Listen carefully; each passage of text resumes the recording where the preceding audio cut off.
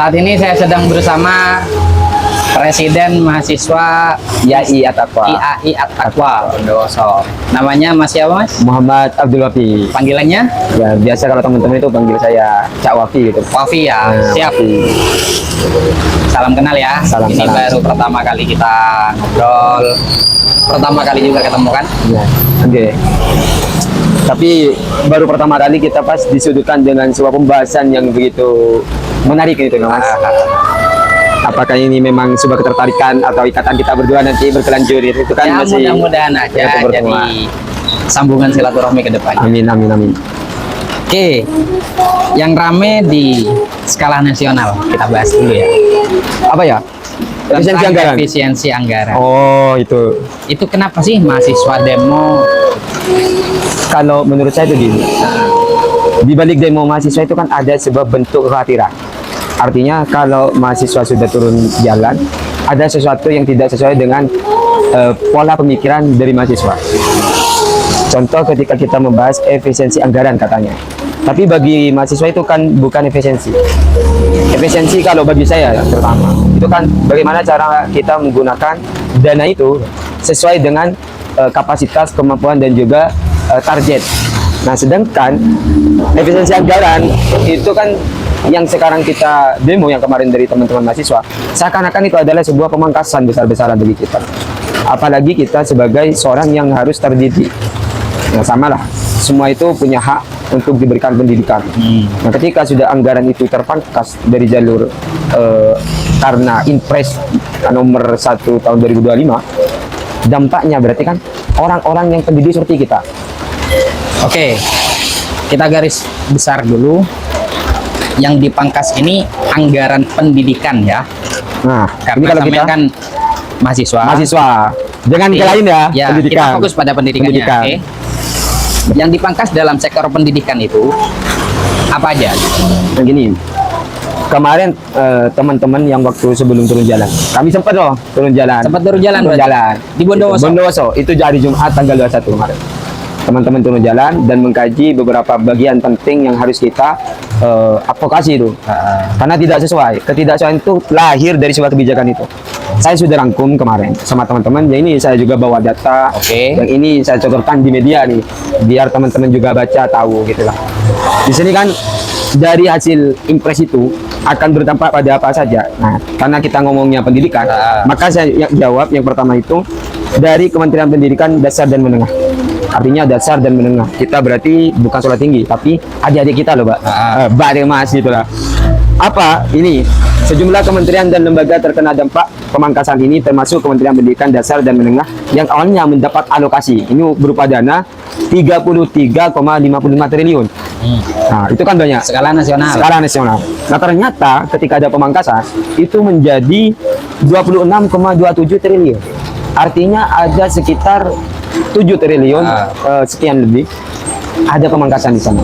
Nah, otomatis dari pemangkasan itu akan berdampak pada di mana harus pendidikan itu punya ekonomi mandiri. Nah, sedangkan pemerataan berkaitan pendidikan itu kita agak belum merata. Oke lah, di perkotaan kita enak. Bagaimana dengan di desa? Nah, ini kan sangat penting, kita perlu kaji dan juga libatkan semua elemen baik masyarakat ataupun dari apalagi kalangan akademisi. Betul nggak efisiensi ini? Betul nggak dikatakan efisiensi? Makanya saya jawab dari tadi itu bukan efisiensi namanya, tapi sebuah pemangkasan besar-besaran. Oke lah, kita katakan makan bergizi itu harus, tapi nutrisi itu tidak harus masuk ke dalam perut. Yang lebih terpenting adalah nutrisi otak kita. Jalurnya pasti pendidikan gitu. Pendidikan kita pangkas, berarti kita menyekat beberapa generasi untuk menjadi orang yang bodoh gitu, Mas. Berarti yang dipangkas itu bantuan untuk penerima beasiswa. Itu kalau katanya Bu Sri sih enggak. Cuma dari kajian teman-teman, apakah betul itu? Makanya teman-teman begini kemarin. Yang waktu kita bahas keresahan teman-teman bagaimana dari yang KIP. Itu kan beasiswa loh. KIP ini gimana? KIPK ini apakah terdampak juga?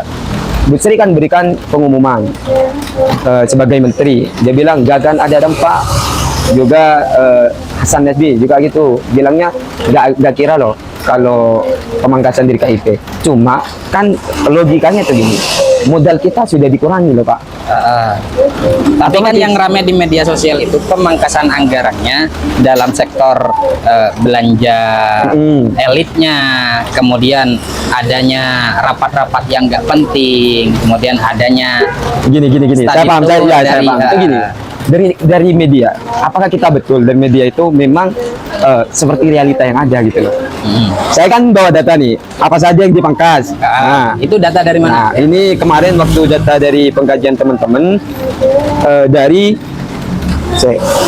ini pengamat pendidikan Ubaid Murtaji juga berpendapat, juga ada Kepala Advokasi Perhimpunan Pendidikan dan Guru Imam Zainatul Hairi. Nah, ini kita rangkum dari pendapat beliau sehingga ada data seperti ini.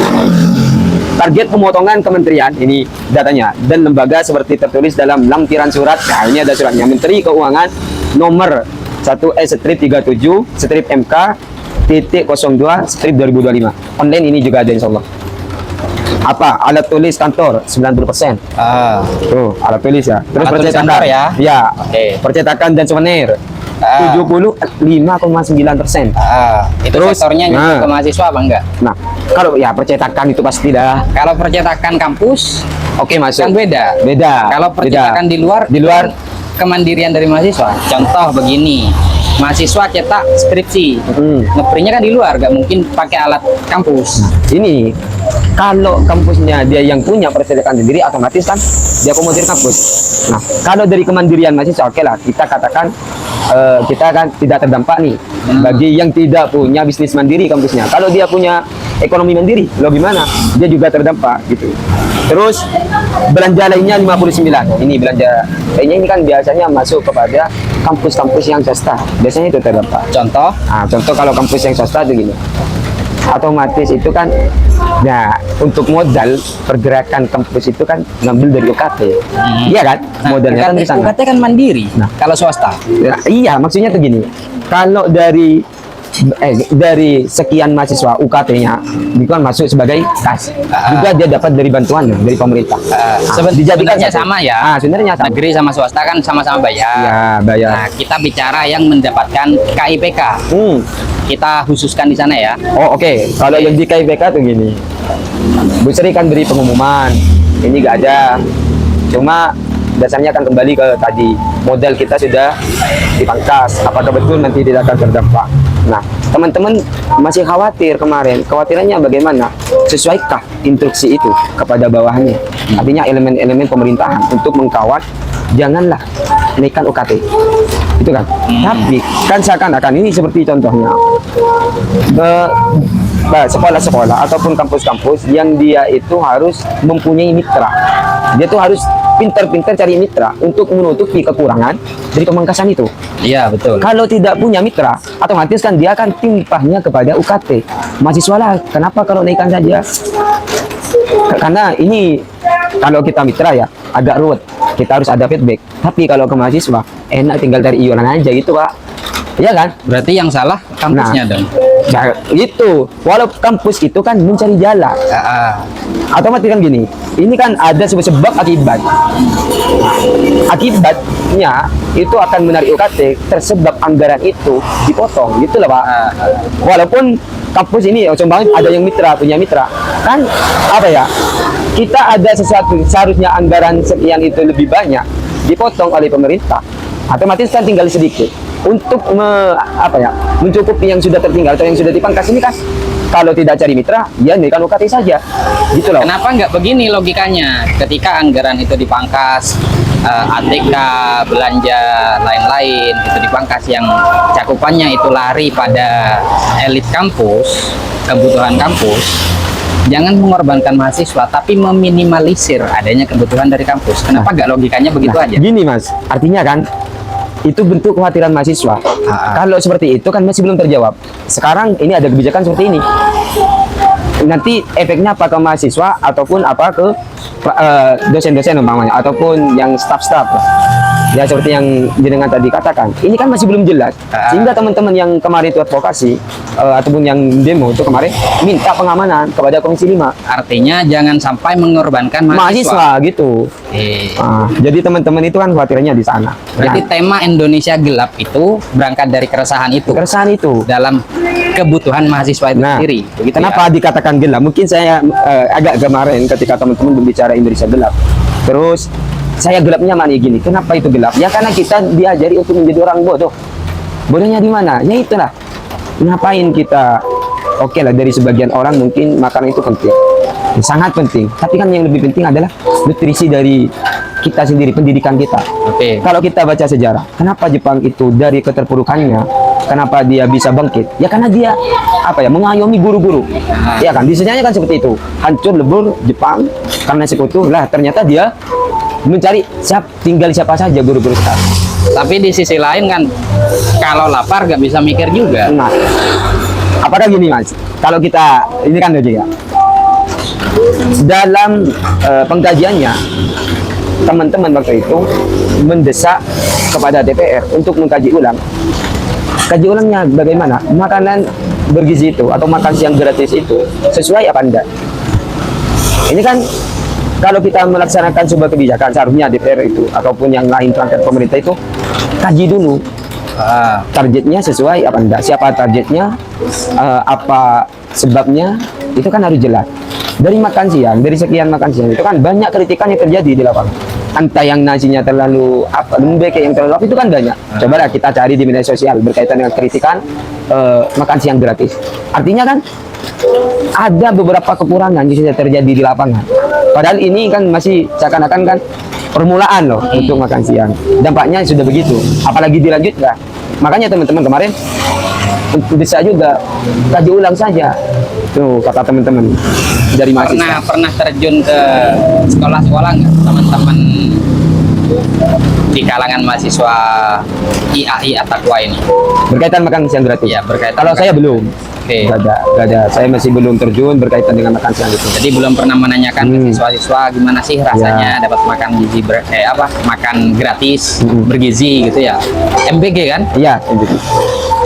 Tapi yang saya itu lebih penting lagi tuh Mas, yang gini. Kemarin teman-teman yang ini sekedar cerita ya, pengalaman waktu kita demo. Teman-teman demo karena ada sebuah keresahan, ternyata di komenan-komenan TikTok teman-teman yang demo itu bukan komenan-komenan yang positif. Artinya kan saya ada timbul kecurigaan. Ini buzzer apa memang dari rakyat gitu.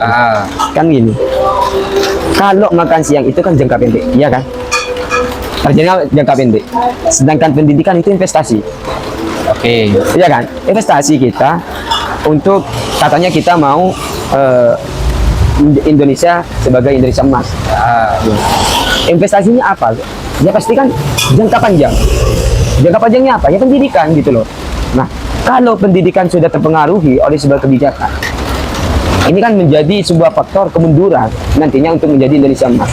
Makanya teman-teman bilang bukan Indonesia emas lagi, tapi Indonesia cemas yang akan datang. Indonesia cemas gitu ya? Iya. Kenapa? Khawatiran itu yang ada kebijakan, tapi kita masih tafsir demi tafsir. Kan ini kan masih belum jelas. Tafsirnya begini. Apakah betul pemangkasan itu digunakan untuk anggaran makan siang? Ini kan masih belum terjawab. Kita tunggu saja nanti. Apakah memang dari hasil kajian teman-teman dan juga desakan untuk DPR untuk mengkaji ulang itu, apakah betul anggaran pendidikan ternyata dikantongi oleh makan siang gratis? Kan kita boleh loh berbicara sesuai tafsir karena masih belum ada jawaban. Gitu kan. Makanya saya dari tadi ada yang memang sesuai data, ada yang memang sebuah pendapat.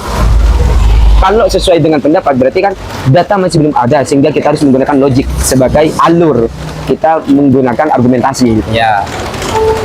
Memang yang jadi poin besarnya itu yang menjadi tuntutan teman-teman mahasiswa. Kita bicara kelas regional lah. Regional Bondowoso. Sampean tadi sempat cerita pernah aksi kemarin di kantor DPRD Bondowoso. Poin besar dari tuntutan aksi itu apa? Nah, poin besarnya tuh kalau dari teman-teman ini saya juga kantongi ya dari hasil kajian itu. Mendesak Komisi 5 agar tidak terjadi kenaikan UKT. Komisi 5 itu menaungi apa aja sih di kabupaten? Di kabupaten, di kabupaten. Nah, dari Komisi 5 itu kan kemarin waktu kita datangi, waktu disahkan, teman-teman dalam pengkajiannya itu gitu. Karena kewajiban Komisi 5 itu meliputi berkaitan dengan ketenagakerjaan. Yang pertama, ketenagakerjaan, transmigrasi, dan juga pendidikan ilmu pengetahuan. Bagian Komisi 5, teknologi dan kepemudaan dan olahraga. Pemberdayaan perempuan itu juga masuk ke Komisi 5. Nah, ini kan berarti tugas Komisi 5 untuk mengawal kebijakan yang berkaitan pendidikan. Makanya teman-teman bunyinya dalam tuntutan itu mendesak Komisi 5 untuk mengawal itu kenaikan UKT. Terus lagi Kayak mengawal kenaikan UKT agar apa? ya, agar tidak naik gitu loh. Agar tidak Tidak naik sesuai Bahkan dengan kalau inflasi. perlu ada pengurangan. Ya enak kalau ada pengurangan itu memang diperlukan oleh teman-teman, apalagi yang ada di kota terpencil seperti kita itu Bondowoso. Oke. Terus tuntutan keduanya Itu mengkaji ulang berkaitan dengan makan siang gratis. Kajiannya di mana? Karena bentuk khawatiran teman-teman, oke lah, dari sebagian orang penting, sangat penting. Cuma kan investasi kita yang diperlukan berkaitan dengan pendidikan itu. Nah, sesuai enggak dengan target? Oke, berarti yang dikhawatirkan adanya kekhawatiran pelimpahan anggaran, Nah, anggaran. dari anggaran pendidikan, Pendidikan. khususnya yang mendapatkan KIP kuliah itu dilarikan pada kebutuhan makan gizi. Makan itu kan asumsi sementara. Itu coba kenapa kalau seperti itu? Karena kita kan seakan-akan berdampingan. Makan siang berjalan loh, kok ada pemangkasan anggaran. Tidak. Saya tidak katakan efisiensi, tapi pemangkasan. Berarti kan seakan-akan jangan-jangan itu kan sebuah pertanyaan yang kita jangan-jangan ada apa di balik ini. Logis. Kalau saya tuh kemarin agak tersinggung lah dari apa ya, komenan-komenan seakan-akan mahasiswa itu anarkis, mahasiswa cuma pinter demo aja. Padahal kan teman-teman itu tidak akan demo kalau tidak sesuai dengan data. Teman-teman bawa data, kita kaji juga. Nggak kira teman-teman itu langsung sodor ini harus gini, nggak kira. Betul apa enggak? Makanya coba kita kalau lihat di videonya waktu demo itu ada teman-teman di beritanya juga ada. Teman-teman yang waktu demo itu juru bicara itu bilang gini, Bapak sudah tahu nggak berkaitan dengan berapa jumlah anggaran yang dipotong? Itu disuruh baca. Karena kenapa? Sebagai wakil dari rakyat, dia harus mengetahui bagaimana realita dan bagaimana data-data yang sudah terjadi. Nah, makanya teman-teman menyodorkan itu bukan bermaksud menggurui, tapi bermaksud untuk ayolah kita kaji bersama. Libatkan mahasiswa. Karena kenapa? Ya mahasiswa itu selain dia juga sebagai pembelajaran, tapi dia juga sebagai apa? Ada bentuk kekhawatiran yang dia harus ungkapkan di depan wakilnya gitu. Nah, sehingga kalau ada komen-komenan yang bilang mahasiswa cuma pinter ngomong doang, pinter demo, itu seakan-akan dia itu gak percaya kepada masa depan yang akan dibawa oleh kaum-kaum mahasiswa, kaum-kaum pemuda kita gitu. Berarti tanpa disadari mahasiswa itu turun aksi atas nama mahasiswa sendiri. Nah, selain mahasiswa dia juga bawa masa depan, ya kan? Dia bawa masa depan, dia juga rakyat. Kalau masyarakat yang umum mungkin dia itu pemikirannya simpel. Yang penting saya beli, yang penting saya makan, saya istirahat, tidur ya wes. Ya kan? Itu kan seakan-akan pemikiran dangkal kita. Kenapa Indonesia ini gak cepat maju? Ya karena gitulah. Hidupnya hanya berputar kepada makan, tidur, kerja, itu aja. Tidak ada investasi masa depan. Ya pendidikan itu. Nah, andai kata nanti ke depannya alokasi anggaran untuk KIP kuliah itu masih tetap, UKT tidak ada kenaikan, Kan makan gratis itu masih berjalan. Terus Aman ya? Nah, kalau begini, saya katakan tidak aman ya apabila itu efek sampingnya bukan hanya ke KIP, tetapi kepada, nah ini saya bacakan juga ya, ini banyak tadi dipotong cuma apa saja akan dipotong. Ini ada kegiatan seremonial, perjalanan dinas. Ini kalau perjalanan dinas mungkin agak salah lah gitu. Terus kajian dan analisis, ayo kan seorang dosen dan juga itu kan ada sebuah kajian khusus. Seorang profesor dia harus punya kajian dan analisis tentang apa. Dia butuh modalnya dari mana? Ya itu. Nah, ini dipangkas loh. Dipangkas berapa? Dipangkas ternyata menjadi 51,5%. Nah, konsekuensi dari seorang terpelajar menuntut bagaimana sekiranya dia mampu, bukan hanya dalam pikiran, tapi juga dalam tindakan. Kan begitu kata Suhogi. Nah, terus. Ya, sehingga ketika seorang calon profesor akan mengadakan penelitian di sebuah tempat atau dalam studi tertentu, dia harus modal dong, maksudnya mau dibiayai. Lah, gini, Kenapa yang bermaksud hanya mahasiswa yang kalangan S1 saja yang bermodal? artinya kan gini, dari pemotongan ini kan seakan-akan kita ini investasi terhadap inilah calon profesor kita. Berapa banyak profesor kita? Nah, ternyata dimodali untuk pemerintah agar banyak kaum-kaum yang memang dia standarnya sudah lebih tinggi. Ini kan investasi juga. Nah, ketika angka ini dikurangi, oke lah kalau bagi orang-orang yang dia itu mampu. Yang kita bicarakan kan tadi regional. Karena kan kita loh Pak. Kalau orang kelas atasnya mungkin ya wajar-wajar saja dia punya modal. Dan nanti teman-teman yang kuliahnya itu apa ya dapat beasiswa gitu ya wajar ya, seperti saya juga kan dengan dapat beasiswa. Nah, itu berarti kan anak negara loh, biaya negara ketika untuk kuliah ini. Jadi kan ini efek sampingnya kepada kita yang kaum menengah ke bawah gitu. Nah, ini masih banyak ternyata jasa konsultan, rapat seminar dan sejenisnya. Jasa konsultan itu boleh dipangkas enggak? Kalau jasa konsultan ini kan kalau menurut saya sih lebih kepada apa ya? Kalau memang ini perlu, ya wes, nggak masalah. Gitu. Oke, terus Kalau ini infrastruktur ini ada 34,3%. Ada pemangkasan. Karena kan kalau pemerataan pendidikan ini masih belum merata, ada pemangkasan ini. Berarti kan yang mau berkembang ini gimana? Ya kan? Kan seakan-akan apalagi swasta gitu loh. Nanti ada uang gedung malah. Nah, kan bisa jadi seperti itu. Selama belum ada bahasa efisiensi dari pemerintah, apakah katakanlah dari 2015 sampai 2024 terkait infrastruktur baik pembangunan ataupun dana perbaikan itu gimana sih? Nah, itu kan gini. Kalau biasanya kalau di kampus nih ya, kalau kampus saya lah gitu lah. Enggak nyari iuran dari mahasiswa. Dia pakai berarti kan bisa lah untuk Berjalan maksimal gitu. Enggak tahu kalau pas ini. Enggak, berarti selama beberapa tahun kemarin sebelum ada bahasa efisiensi berjalan maksimal. Nah, jalan maksimal. Infrastruktur itu. Ya, aman gitu. Terus ada Diklat dan Bimtek peralatan dan mesin. Ini kalau bagi yang ya, pengetahuan ini pengetahuan. Bantuan pemerintah 16,7%. Itu dalam aspek ini kan masih belum ada juga. Saya belum jelas kalau bantuan pemerintah ini yang mana.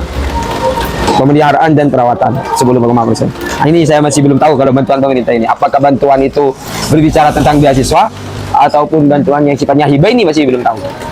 Karena tercatat di sini cuma garis umumnya saja. Coba kalau kita pengen tahu, kita langsung bedah di suratnya itu, surat edarannya. Harapan dan pesan terakhir yang bisa disampaikan apa? Kalau harapan saya ini ya, sebenarnya simpel lah bagi kaum mahasiswa. Mahasiswa itu kan adalah penerus dari bangsa ini. Ya, jalur untuk penerus itu harus terdidik.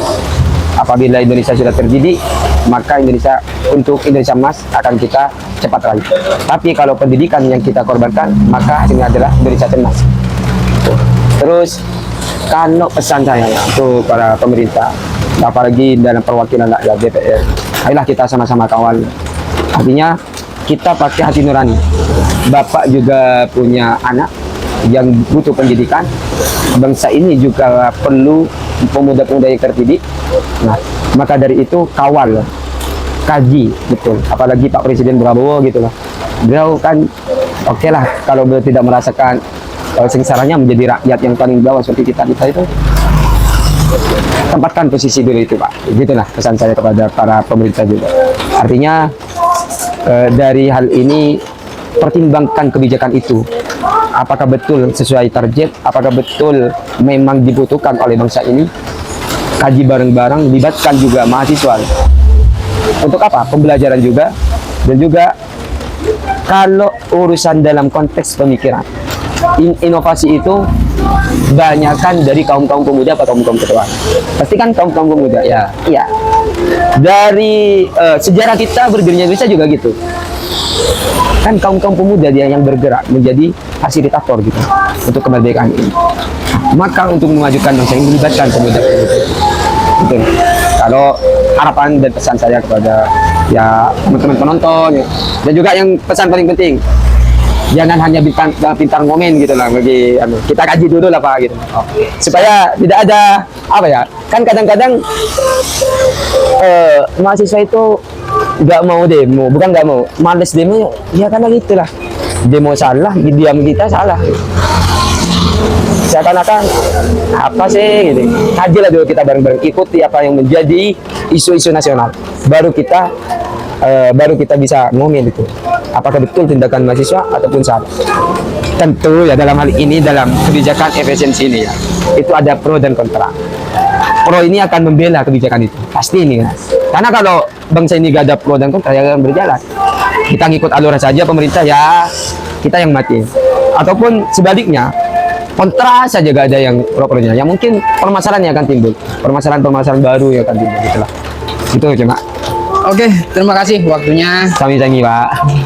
Harapannya juga tetap kritis ke depannya, baik skala nasional khusus skala regional. Nanti kita bahas isu-isu daerah Pak. Makasih banyak ya. Siap. Sukses Amin, ke depannya. amin.